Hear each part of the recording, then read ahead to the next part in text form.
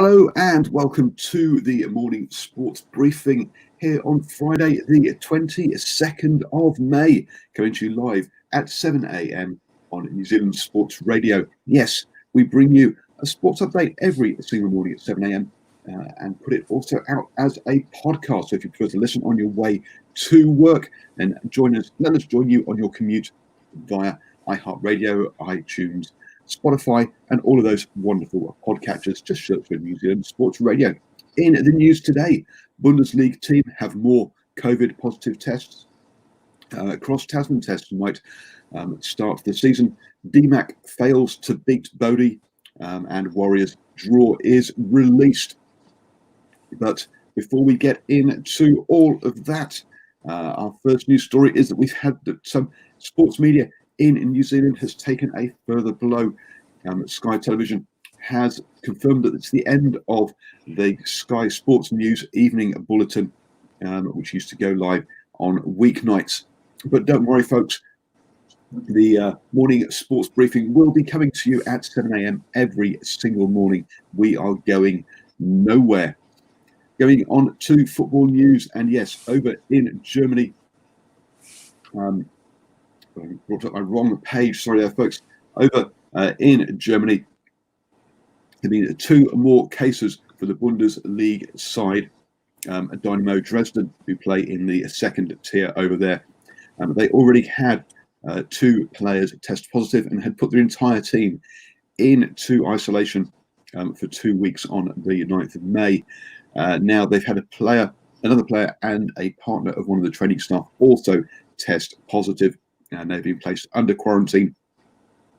The team, though, still are planning to return to training on Saturday. You do have to wonder, with this cluster of cases that they're in their team, how long they'll be able to keep going.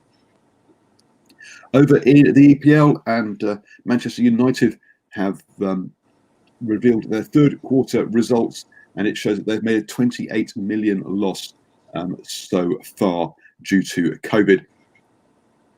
That includes having to pay back or putting aside 20 million they might have to pay back in TV revenue, an additional 8 million they've lost due to matches being postponed. That number is clearly going to go up, but it gives you an idea as to how big these football teams are and how much money they need to keep going.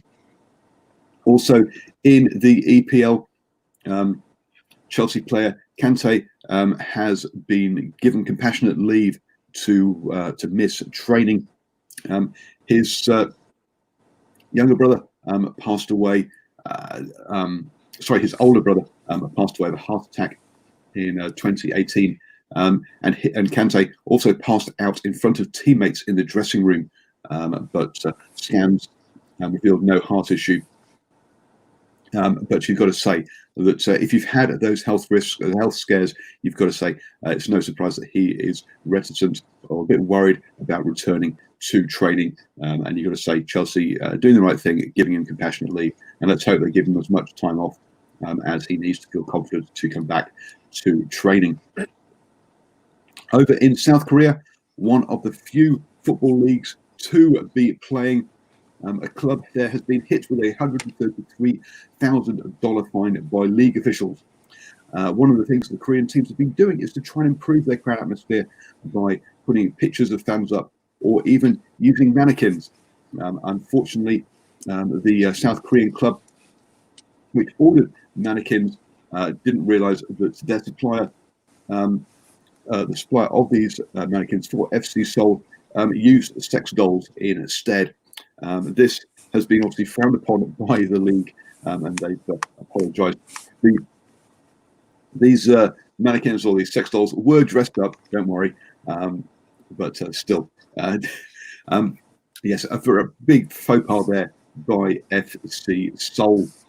And that brings you up to date with the football. Moving on to cricket news, and it looks like the cricket season could open up with home test matches against Australia in November. First off, obviously, the first thing that is down on the calendar is that 2020 World Cup. But there are expectations that is going to be postponed. Currently, that is scheduled for October, and that the Indian Premier League will take place instead. Currently, Kane Williams, Trent Boult, Lockie Ferguson, Mitchell Santner, and Jimmy Neesham are the Black Caps that have IPL deals for 2020. Obviously, the rest of the squad would be available to play and looking for games to play. So no dates yet, nothing finalised, but talks happening between New Zealand cricket and Australian cricket about how they do resume. I'm now going to hand you over to Stephen in his new studio, who'll be taking us through the birthdays. Oh, good morning, Paul, and good everybody. Good morning, everybody. Yes, coming live from the 2014 VW Volkswagen here on the North Shore in Auckland. And birthdays today, an Otago, New Zealand Māori, and All Black halfback, and all white who attended the World Cup in Spain, and a women's silver medalist in basketball. Lisa Pardon, born this day, the 22nd of May 1982 in Auckland, is a female basketball player who represented New Zealand. Pardon, who turns 38 today, attended the 2006 Commonwealth Games, where she won a silver medal as part of the Tall Ferns New Zealand women's basketball team. She currently plays for Bull and Boomers women's basketball team and was acknowledged as having the best three-point shooting percentage in the WNBL for the 2008 and 2009 season. Moving on, Glenn N.J. Adam, born this day, the 22nd of May, 1959 in New Zealand, was an association football player who represented New Zealand, gaining 16A international caps between 1978 and 1984. Adam, who turns 61 today, was a member of the all-white squad at the 1982 FIFA World Cup in Spain. And finally, Dean Julian Kenny, born this day, the 22nd of May 1961, is a former New Zealand rugby union player. A halfback, Kenny represented Otago at provincial level and was a member of the New Zealand national side, the All Blacks, in 1986. He played 3 matches for the All Blacks on their tour to France that year. And Kenny, who turns 59 today, played 110 matches for Otago and was also selected for the New Zealand Māori team in 1988 that toured France, Spain, and Argentina. And that was quite a good tour for that team, Paul, where they played 10 matches with 9 wins, just the 1 loss on tour. And of course, he featured in one of our long talk interviews as well. Yes, absolutely. Dean, happy birthday to Dino, as he's known to his mates. Do go back and listen to that long talk interview. It was a wonderful one that John O'Connor hosted for us. And Dino took us through some really some special moments. He was there when Buck Shelford had to have some rather tender surgery to fix things, amongst other stories as well. So some great stories from him from back in the day of New Zealand rugby. Talking of New Zealand rugby, moving on to that next, and Damien McKenzie failed to beat Bowden Barrett's Bronco time. He apparently was about 10 seconds behind him.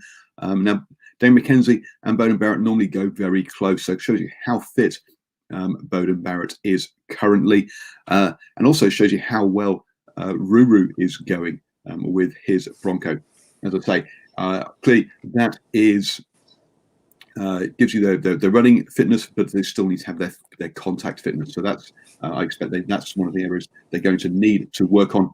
Other players in the Chiefs that put up good times include Caleb Trask, the rookie first 5'8", winger Sean Wainui, flankers Lutram Boshier and Luke Jacobson, as well as, unsurprisingly, Brad Webber, who has shown plenty of players a clean pair of heels to go and score the odd try. Moving over to the Mitre 10 Cup, and a number of provinces have come out and shown their disappointment at reports that they may not be partake, although they're maybe called to partake in the Mitre 10 Cup later this year. The Southland, Otago, Wellington, amongst those that have said that we are here too, planning on taking part in both the Mitre 10 Cup and, well, except for Southland, I think the Farah Palmer Cup. Southland don't have a Farah Palmer Cup side. So you've got to say that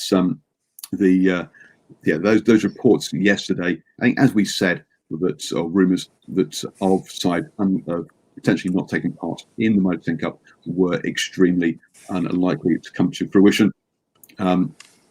We've also had personal contact with Northland, and they also say they are planning, they're still planning on entering the Mitre 10 Cup along with the other 13 sides. So, yeah, I say those all those teams are, or all the provinces are working hard to make sure they will be there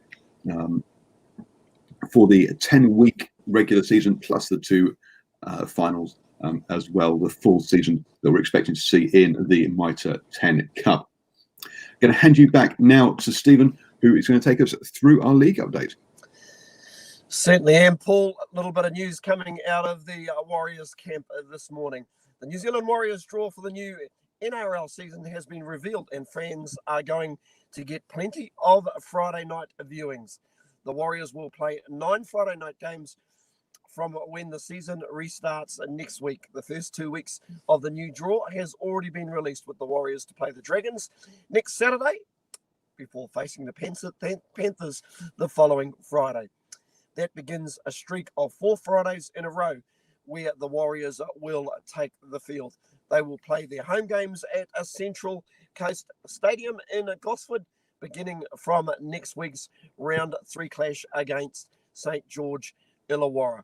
The Warriors restart the season with a 0-2 record after previous defeats to the Knights and the Raiders, which leaves Stephen Kearney's side second to bottom of the table.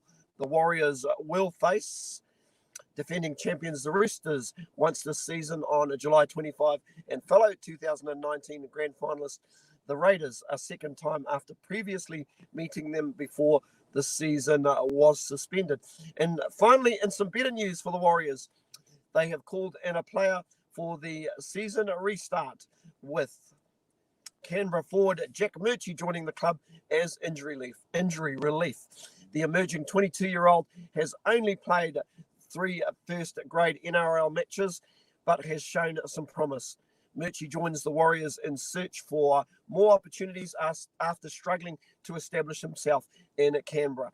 Jack joins us with an opportunity and expectation to play NRL, said Warriors head coach Stephen Kearney. He comes highly recommended, and we look forward to giving us some depth leading into our return to the competition next week. Having previously represented the New South Wales under-20s and the junior Kangaroos, Murchie made his NRL debut from the bench against the Sharks in 2018. I'm looking forward to a new start and the chance to join the Warriors and hopefully contribute to the team, he said. I've played with and against a lot of the boys, and I'm excited to join the squad and hopefully play some good footy. So that is some good news for the Warriors, and it's good to see that some of the clubs in Australia and the NRL are actually showing a little bit of love, Paul. And that's it for sports news this morning. I hope you've enjoyed it, coming from the Suzuki Vitara station wagon.